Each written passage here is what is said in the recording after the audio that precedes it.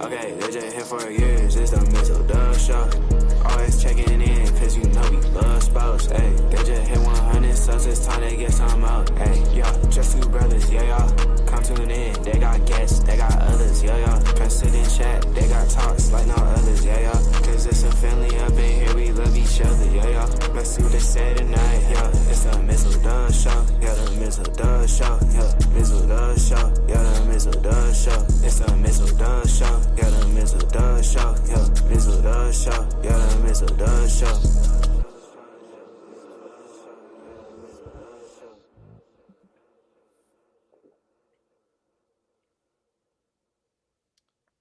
Yeah. So we were trying to on a long time ago, but of course, as always in my case, technology wants to give me the big middle finger and say screw you.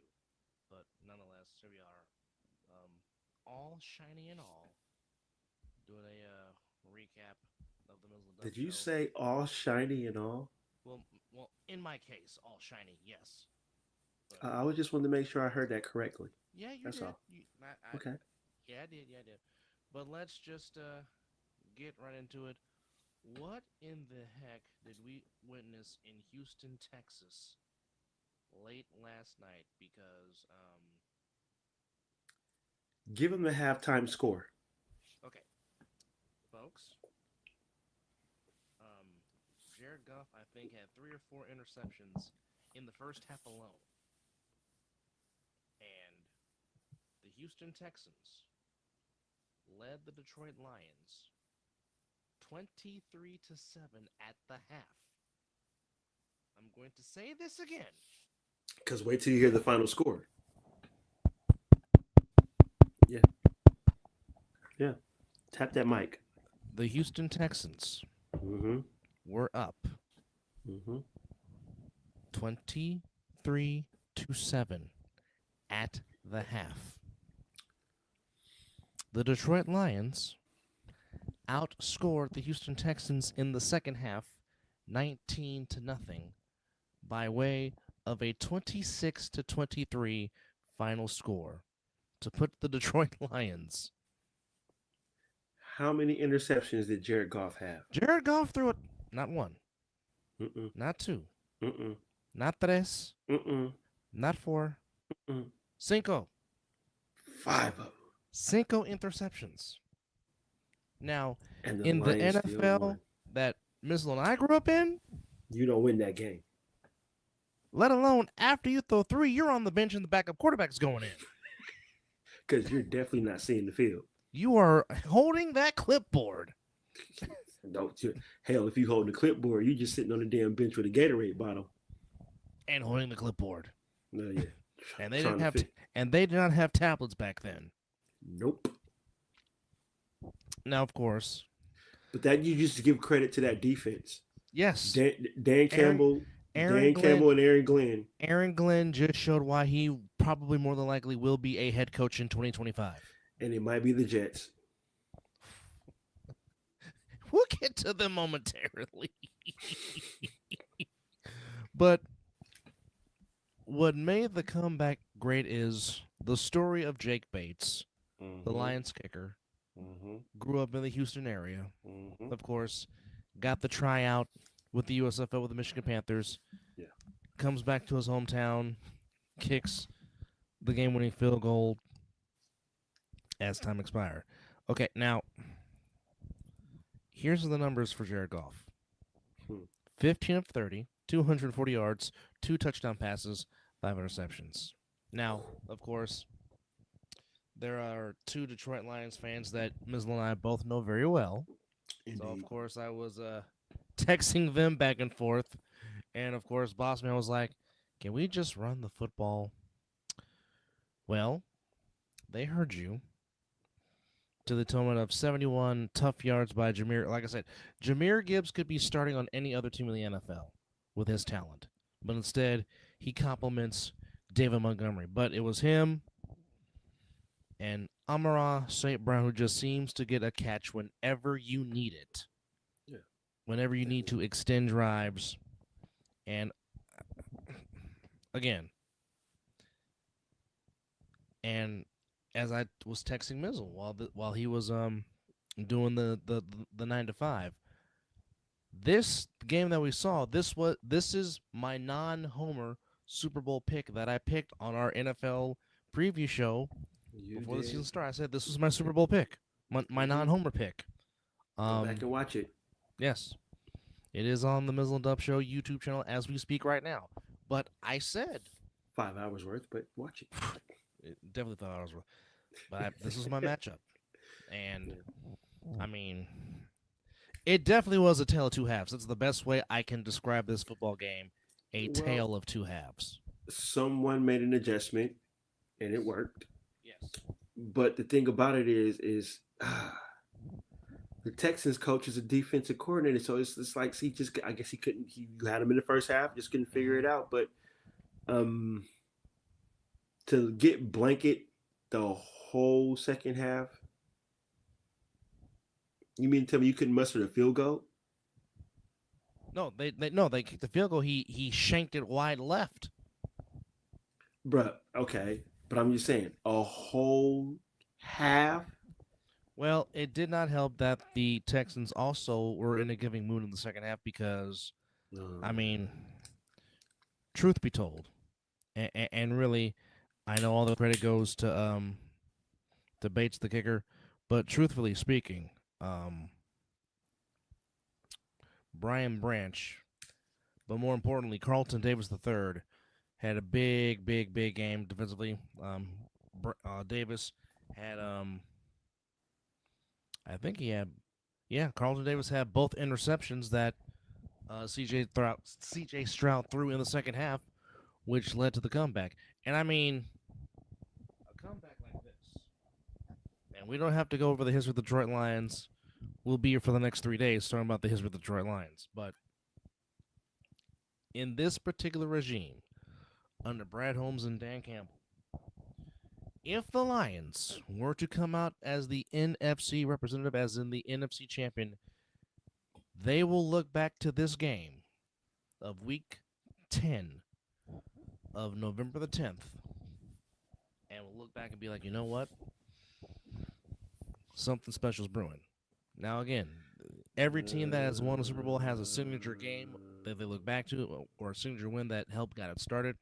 For the Lions, this game that took place late last night in Houston might do it. Lions get the win 26-23. That should have been done last fucking year. They had that shit for last year. I mean, I hear what you're saying. And you know what? If Will Franklin was watching this show right now, he'll probably shed a tear because I fucking disagree with you. But I agree to disagree, per se. The reason why I disagree is they had that moment last year. They had that tremendous run, how they were playing. You know, we've been high on the Lions since Dan Campbell accepted the position. So there's and Brad Holmes became the GM. Yes, 100%. When that marriage came together, we kept saying on this program, the Lions are coming. The Lions are coming. And I think their breakout moment was last year. And now, if you're just saying for the season, yes, I agree. But I think they should have been picking, because they clearly have picked up where they left off last year. Now it's just time to complete the story. Well, like I said, they without question, they are right now the best team in the National Football Conference 100%. right now. And home field advantage at Ford Field with that crazed fan base in the Lions' Den is theirs to lose. Now, you know what? Now, I do believe. Did I pick? No, I picked the Lions to get to the Super Bowl, right? Did I? I don't remember what your non-homer pick Or did was. did I pick your team to get there again? No, I already know that you picked the Lions this year. I think you picked the Lions this year. Okay. Now, here, NFC Championship game. Detroit Lions, Santa Clara. But this time, it's in Motor City. Now, the way y'all are playing, I think that might have been my my pick. I'm just going with that. But the way y'all playing, I don't think y'all might make it out the damn second round. Well, again, now I'm only going by what history has shown me. Until I hear what somebody, you're saying, but your play on the field can I tell you agree. otherwise. I'm not disagreeing with that, and I'm not arguing that. Like today, like Duh, right now, you beating the Rams. can they beat the Rams? Yeah, they can beat the Rams because they should have beat the Don't Rams don't the first time. don't give me the Niners. I Right said now, yes. I said yes. they're beating the Because Rams. yes, The way the Rams are playing right now, they will beat the Rams on my birthday in Santa Clara, just like they will beat the Seahawks at home next week against in Santa Clara.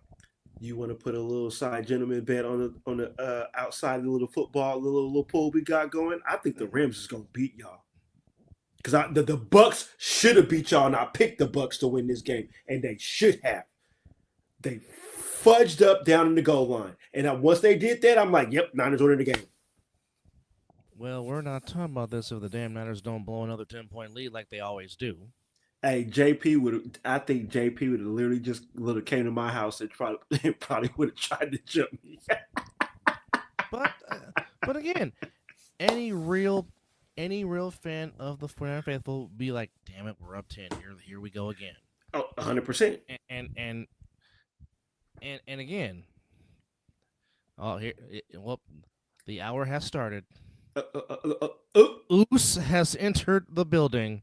But see, I was talking to Oos when that happened because I was like, how do you stiff arm Joey Bosa and throw for a first down and you don't get down there and see? This is what I hit Oos with. I said when they ran the ball, I was like, dumb play call. And then when they ran the ball again, I was like, dumb play call. No, Baker was cooking, and whatever. But if you're gonna run, don't run with Rashard Wright. Run with Bucky Irving. Don't run at all. Baker was cooking. Well, he was. I'd rather live and die with his 4 incompletions than 2 runs, 2 passes. Well, they were also given three consecutive penalties. 2 of them questionable. One was, I think one was questionable and 2 was kind of right. But tomato. It don't matter. Y'all should have got off the field, though. I'll say this. If Mike Evans is playing in this game, you lose. You lose. Even if Godwin was playing, you lose. If they're both playing, we're fucked. Well, yeah, but I'm just saying if one or the other was playing, you still lose this game. Now here's my question. I don't know why Reagan, as Oos likes to call him, I don't know why he was not looking for Cade Otton in the end zone because Cade Otton has become a very good red zone target. I just don't know why they stopped, why they was running the ball. They didn't run the ball the whole drive down there. I mean, I know. See, that's that Kyle Shanahan shit. You get what works, and then you try to outsmart the defense. No, you were cooking. Baker was hitting his targets. I'm sorry. Nicholas Jonathan Bosa, you have no you can't talk no more because you got both of your arms on Baker Mayfield and you can't drag him down. Well, when honestly, when I need you to show up, that was a 4th and 7. Duh, it shouldn't have got to Bosa because didn't Baker get out of someone else's tackle and then Bosa was retrieving him? Or was it Bosa on the full attack? Because I know Bosa got in on one play. It was all both on that 4th and 7. It was all Nicholas Jonathan Bosa. Okay. Well, right then and there, I was like, yeah, you guys are cooked. No, when he made that play, I'm like, I really thought Tampa was going to win the game. Yeah, I really did. I thought y'all were because cooked. it's plays like that. You're like, and I said, and the minute after I said this, because I just pulled up to go give me something, and I'm watching on my phone. I said, we're about to give this one away. I really said that. And then lo and behold, and here's the thing. And I know fans want to give Jake Moody crap because he missed 3 field goals. But he made the one that counts the most. Exactly. And this is what I said. They were talking about it was a waste of a 3rd round pick. first off, shut up, because I guarantee you, if that was Robbie Gold missing 3 field goals, you would give him the same crap you're giving Jake Moody right now. Or if it was Well, freaking the 2 kickers off the street that they were using until Moody got back, if they missed 3 field goals, you would be giving. Okay, didn't Robbie Gold have like a kind of game like that where he was? I mean, he wasn't always I'm automatic. I mean, he was again. solid, but he wasn't always My automatic. my point is they would have been giving him the same crap they're giving Jake Moody. Okay, I mean, heck, in the beginning, and Mizzle will tell you, he wanted to kill Sebastian Janikowski. And lo and behold, they stuck with Seabass, and Seabass became an all-time Raider. Got the jersey upstairs. Okay. And he went to Florida State. How about that? And I'm gonna say this right. And I'm gonna say this right here. Y'all will be slurping Jake Moody as his career goes. I'm telling you right here, right now, because he's gonna make a big kick to win a game, and you're gonna be, I love Moody, because I told another fan, I said, watch, he's gonna kick a game-winning field goal, and when it happened, I gave him a limited amount of dog turd. I'm like, no. I said, no. Answer the question. Who made? I said, no. I don't care, luck or not. Who made the field goal? What's his name? And he was reluctant to say. I said, no. You're mad because it happened when I said it was going to happen. I was expecting it to happen today, but it happened today. But no, who's the guy that made the kick? I mean, kickers are going to miss kicks. They are human. Hey, if you'd have missed that kick, well, yeah. But it's what's it saying, Deb? It's not how you start. How you finish. And well, guess what? And I can't believe I'm defending a Niner player, or anything to do with the Niners, but I'm just saying, yeah, he missed those kicks, but your coach put him out there. He trusted him. Yeah. And guess what he did? He made the kick. Did you get the W? Yeah. At the end, again, as Jack Del Rio said so many times, it is hard to win in the National Football League, and an ugly win is a beautiful win. Don't matter how you do it, how you slice it, how you dice it. A win is a win is a win. Well, heck, Jared Goff should have his bags packed because he threw 5 interceptions, but the Lions they still won the game. But now, do you think Lions fans are going to be crucifying Jared Goff? They're going to be like, man, he had a fucked up game, but guess what? We still won. They're not going to crucify him. They're going to talk bad about his performance. I mean, realistically, the only reason why the Niners won in Tampa was because Brock Purdy put the team on his back and made a ridiculous backyard touchdown pass to George Kittle, and George Kittle with a toe drag swag in the corner. In a sense, I like you using my verbiage. I like save the season. That was a hell of a play, though. It was.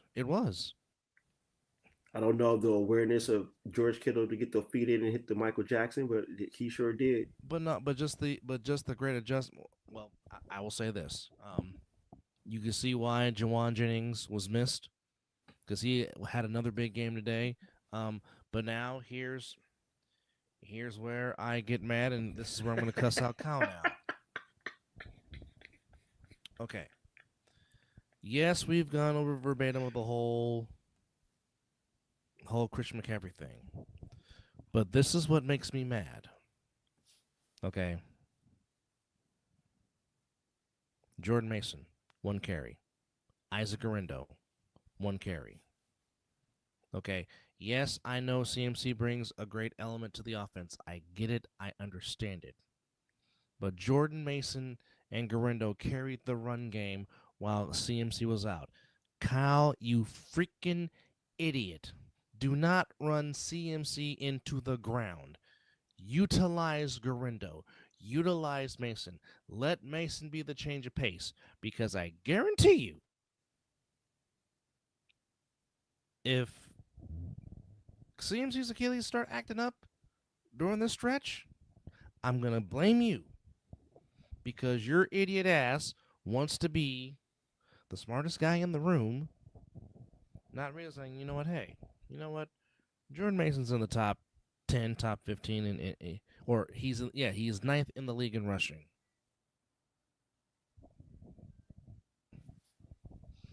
And I will be here to say I told you so, Oos, if that happened. got 3 capable running backs. Utilize all 3 of them. CMC is not built to be a bell cow. Jordan Mason is. Isaac Garendo is. Okay? You can get them. You can get all 3 of them to get at least 10 carries per game. But no. You just want to be all cute and act like you know it all in that playbook. No, Kyle. This is not how this works. Do not disengage Jordan Mason. Don't have him do all this work while CMC comes out, and then once he returns, you don't use him. No, that's how you lose a player. That's how you lose him. Don't do that. However, Niners do get the win, 23-20. Jake Moody gets a game-winning field goal, putting the Buccaneers to 4-6. As of now, the Buccaneers go on their bye week. Niners come back home to play the Seahawks, who are on their bye. Well, now, how ironic is this? I said the Panthers might get their next win before they shock the world and beat the Saints in Germany. And go figure, my genius self picked the Giants to win the game like an idiot. Panthers get the win in overtime, 20-17. Did I pick the Giants? No, you picked Carolina. Oh, let's go. Me and Chris were the dum-dums picking the East Rutherford Giants. Giants. But y'all took more W's than I did this week. But I took some big L's. I will say this. Whoever decided not to trade for Chuba Hubbard, you could have a bell cow running back right now as Chuba, 3rd in the league in rushing, ran for 153 yards and a touchdown. Bryce Young took care of the ball. Fred Flintstone was once again in a giving mood. He threw 2 picks. And now the Giants have the record as the worst team in the NFL. As the Buccaneers get the win 2017. This team cannot score, but yet they still find a way to win games and had to take a block field goal to win it, but the Chiefs by 2 points beat the Broncos, the John Elway, 16-14. Now, keep this in mind, folks. The Broncos really outplayed the Chiefs for They sure all did. of this game. They sure did. And it's quiet as it's kept. 7 of the 9 wins by the Chiefs this year have been by a touchdown or less. Their only 2 blowouts, per se, was a 13-point win over the Saints and a 10-point win over my team back in Santa Clara. But That's the right. Chiefs They only beat us by, what, 6? 7. So, yeah. Sounds about right. Yeah. See? Okay. So, this is why I say they might be they might take the L next week because they're playing a very good Bills team that took care of business, that did not look past the Colts today, as the Bills got the win 30-20 over Indy at the Big Horseshoe, as Mr. Flacco was in a giving mood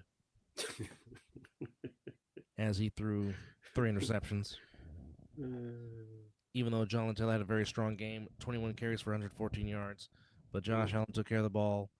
Well, he didn't take care of the ball. He threw 2 interceptions, but the running game. He was in a giving mood too. Yeah, everybody was in a giving mood today. But at the end of the day, Bills get the win. They did not look past the Colts. Colts go to 4-6. Bills go to 8-2. Sets up the showdown in East Rutherford. No, I'm sorry, Orchard Park, New York, next week for the Bills and the Chiefs. The Vikings get back on track, and they didn't even score a touchdown in the game. John Parker Romo kicks 4 field goals. Oh. That's why the Jacksonville lost. Mac Jones started. That makes all sense now. makes all the sense in the world. But TJ Hawkinson, solid game. 70 yards. But Sam Darnold was seeing ghosts today. He threw 3 interceptions. But at the end of the day, the Vikings are still 7-2 and definitely would be the 4 seed if the playoffs were to start today in the NFC. We knew eventually it was going to happen. Atlanta was going to be Atlanta, and they chose to be Atlanta today. As the doggone Saints' first win under interim head coach Darren Rizzi get a 20-17 win over the Falcons. Now I in know the I for sure picked Superdome. Atlanta to win that game. We all did. Yeah. That's all I can say is just wow. Despite the fact that Bijan had a very good game, running the ball, scoring twice, Alvin Kamara ran the ball, received the ball, um, pretty much was doing Alvin Kamara stuff. He dropped And one too. Ooh. yeah, and Marquez Valdez-Scantling with 2 TDs off the You hands don't of say. Derek Carr. But go figure. New coach, Saints get the win in the losing streak. They go 3-7. Falcons go to 6-4.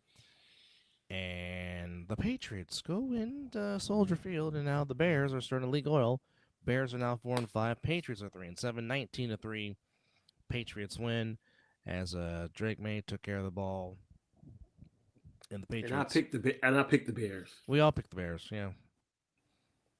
But however, we said this game was not going to disappoint, and boy, it did not disappoint. It delivered as only it can deliver. The Steelers and the Commanders gave us a very, very, very, very good game. The rule was in effect. It was in effect. Now, keep in mind, folks, Mizzle did not want to pick anybody in this game because he was just wanting to be a fan, and I was agreeing with him. But I was like, you know what? As great as the Commanders were playing, as we always say on this show, the golden rule you don't go against Mike Tomlin. Nope. And Mike Williams, welcome to Pittsburgh, young man.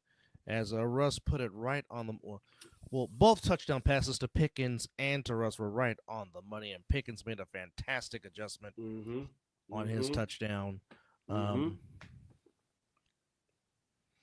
mean, there's really nothing you can say. It's just you don't go against Mike Tomlin. And keep in mind, folks, the Commanders were up 6. Yep. Late in the game, and then Russ said, "Hold it." Mike Williams, go get it. He came down with it. Warren had 66 yards on the ground. Harris had 53 yards on the ground as the Steelers ran for 140 yards as a team. Russ took care of the ball, threw for 3 touchdowns, had 1 pick. Pickens had 5 catches for 91 yards. Mike Williams only had 1 catch, but the 1 catch was the big catch that gave the Steelers a win, and the Steelers go to 7-2. Commanders go to 7-3. And I'll tell you what, both teams have some baby matchups in Week 11. Thursday night, we get the Commanders and the Eagles. First place in the NFC East on the line. And I'll work. And then, but you're not working for this one. But next week, we get part 1. Ravens and Steelers in Pittsburgh. Patrick Queen makes his return. Yes. Patrick Queen against his old boys in Pittsburgh. So that will be for first place in the AFC North. You know it's gonna be some hitting. Yes. That one might be low scoring. Yeah. It normally is when these two get together. That because the defenses, both defenses is playing pretty decent right now. So that might be a low. Ooh, that's gonna be a tough pick.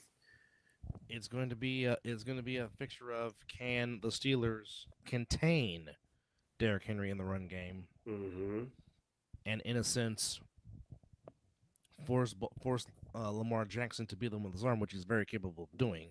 Yes. And in the Steelers' case, can they stop the 1-2 punch of Warren? And boy, that's going to be a great chess match. It really is.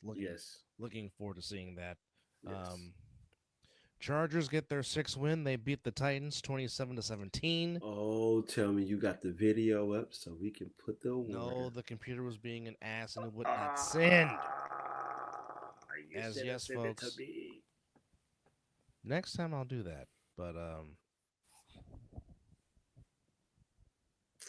have found a way to get it up. I sure would have found a way to get it up. We'll do it like that. But folks, we will be implementing a new subject here on the Mizzle and Dub Show because we've been doing it forever. But ladies and gentlemen, yes indeed, and our special thanks to our good buddy Josh Perneda for making this banner for us. But yes, we've been talking about the Scott Mitchell Award forever. And well, we Let's have hear. co-winners this week for the Scott Mitchell Award as Yes. Justin Herbert and Aaron Rodgers decided they wanted to play hot potato with the football. And well, I mean, what more can you say? But Yes. this week, Justin Herbert Yes. and Aaron Rodgers, Yes. this week's winners of the Scott Mitchell Award. Oh. Again, congratulations to Scott Mitchell and Justin Herbert for making their award. But at the end of the day, Chargers do what they do. Herbert only threw the ball 18 times, completed 14 of them. I don't understand why the Titans went away from Calvin Ridley, who scored both touchdowns for the Titans in this game. It was close, right? I mean, Well, it was 20-10, and then the Chargers eventually ended up pulling away. But I Yeah. mean, it was just steady run as the Chargers ran for 145 yards as a team. Edwards had 55, Dobbins had 50, Herbert had 32. welcome back, As Gus. as the Chargers again go to 6-3, and again Harbaugh doing what Harbaugh does, which is just win ball games.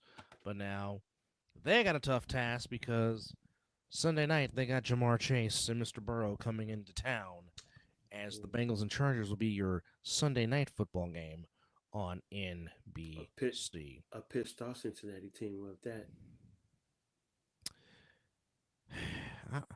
I don't know which worse, because they both score the same amount of points.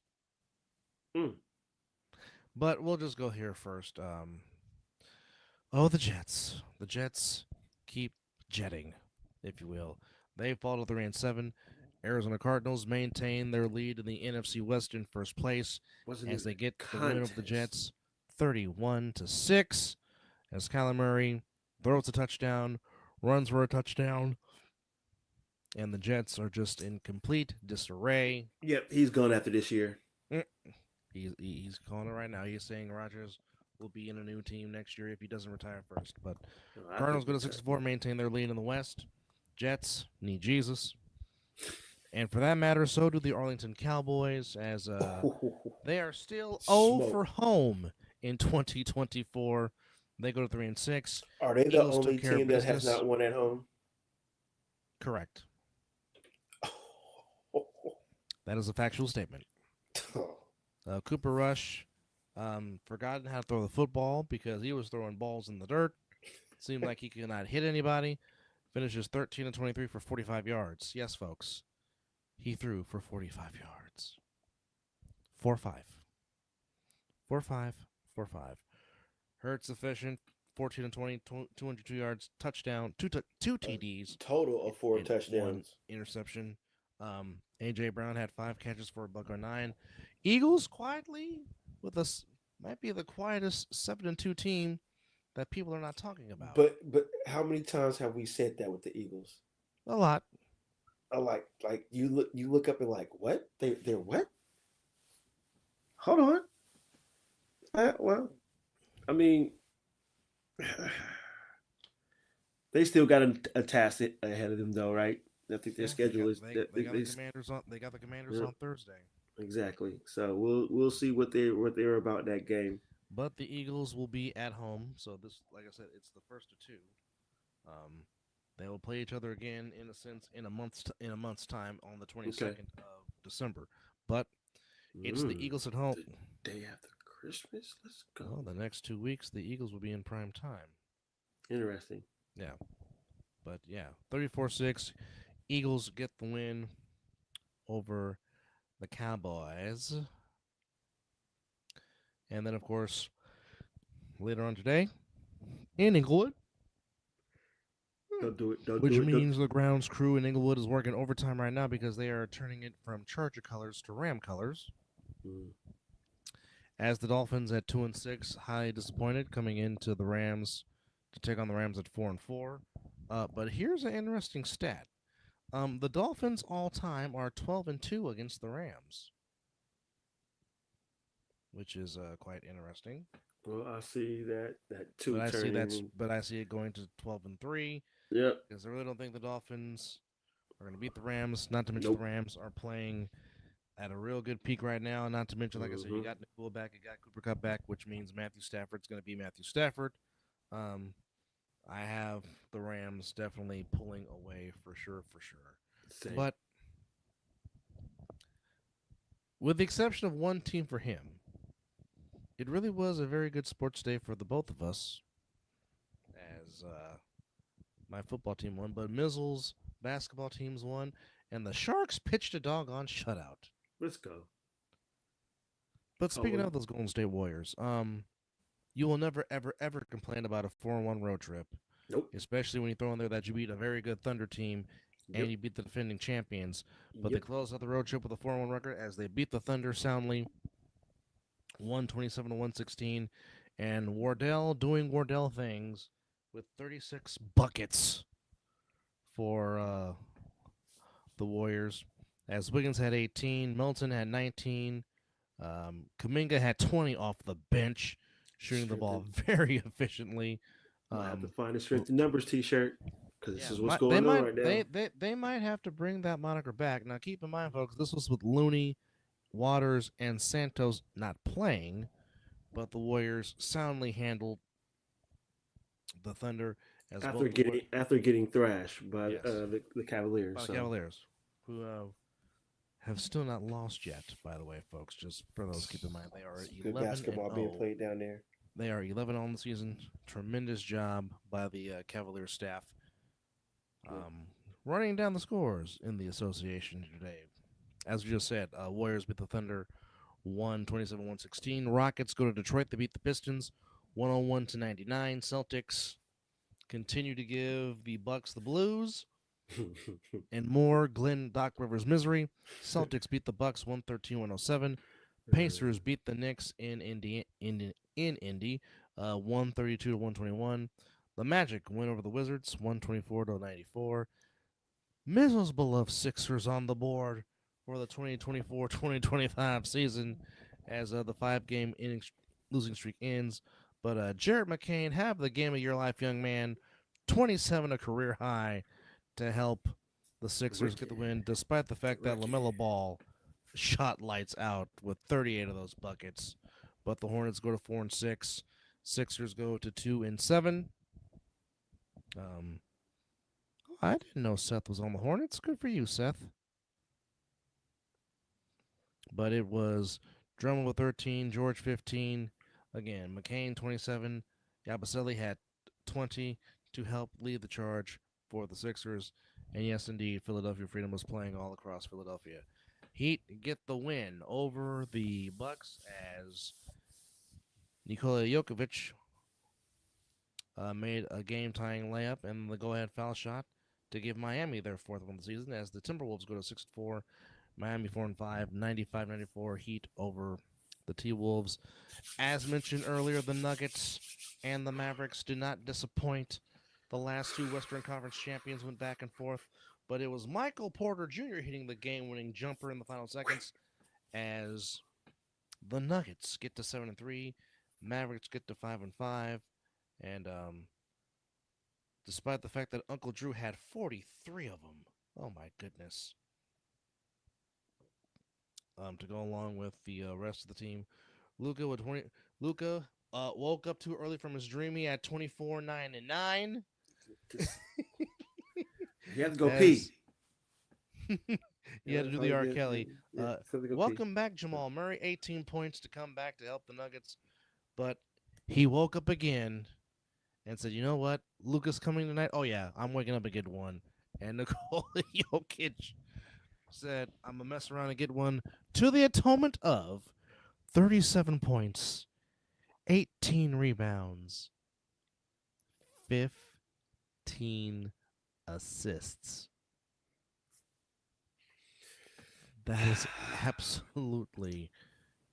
I'm just gonna go kick some ass today. Yeah, I'm just. You know what? Oh, Luka's coming to town. Oh yeah. It's time to get one. Time to loosen up the limbs. There we go. Yeah. Put it on my back, fellas. I got this. And the Kings in the Suns' winning streak in Phoenix in overtime, 127-118, which means, unfortunately, Mizzle saw the beam on his ride home from work.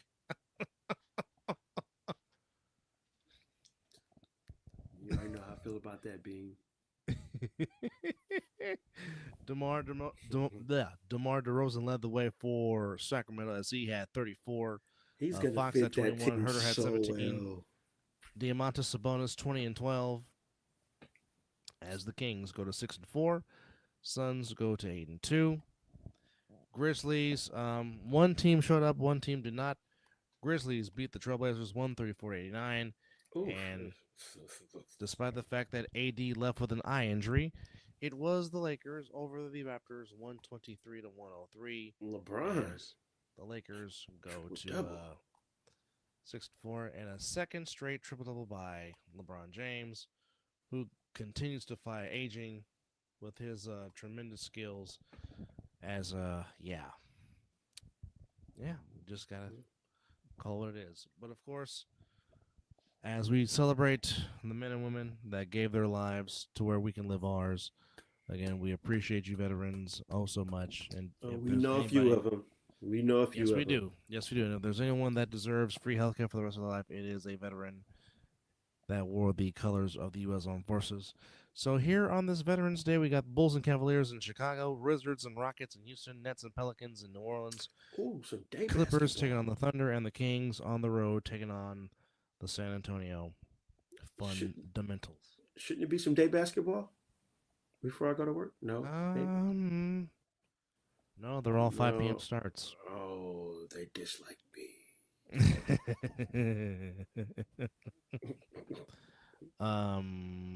But unfortunately, it came at a cost for Phoenix, as Kevin Durant is going to be at least out 2 weeks with a calf strain. So, Suns will have to do it without the Durantula. And Chet Holmgren injury, he's out for like 8 He's out for a while. Yes, so which is it was horrible. A hard fall, pelvic fracture after a hard fall. So hopefully that young man will get better as time progresses. But nonetheless, this is number 265 here on the Mizzle and Dub Show, recapping Week 10 of the NFL, and also doing some NBA recapping stuff. But again, thank you to all our veterans for their service and their bravery and their honor and their sacrifice. Yes, indeed. We may come back and do a Monday night recap of the Dolphins and the Rams. You never know. Stay tuned. But yes, please do. Both of us need naps because we're both up against it and feeling it, and both trying so hard not to yawn on the air, which I've already done once. No, I've done it multiple times. You just didn't see it. Okay. All right. Well, you're definitely better at hiding it than I am. But nonetheless, thank you to everybody for hanging out with us. Special thanks to the Big Oos, as now his beloved Buckaholics are on the bye week. But yeah, got some very interesting games that we'll talk about more on the night recap. And, of course, on Talking Ish coming back to you this week. But just a couple of matchups to preview Week 11 a bit. We got the greatest rivalry in the NFL. Well, the longest, oldest rivalry in the NFL. Packers and Bears at Soldier Field. That'll be interesting. And like I said, Ravens and Steelers doesn't get no better than that. Chiefs and Bills. And, of course, Thursday night for first place in the NFC East, the Commanders and the Eagles. But nonetheless, we're going to go take naps and prepare and then celebrate and honor our veterans. And then watch the Rams and Dolphins go at it on Monday night inside the big Wi-Fi known as SoFi. But nonetheless, for Mizzle, I am Dub saying thank you for watching us. And as always, it's 5 o'clock Sunday where you've been watching episode number 265 of the Mizzle and Dub Show. And that deserves yeet. Hey, we got to get better than doing that, man. If you're going to say yeet, we got to do it together. Got to be on time. Good night, folks. How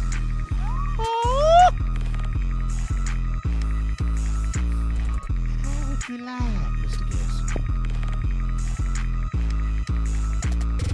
Special thanks to 17 KD, a.k.a. the Super Dope Beat Maker. Good night, or good morning, whatever it is.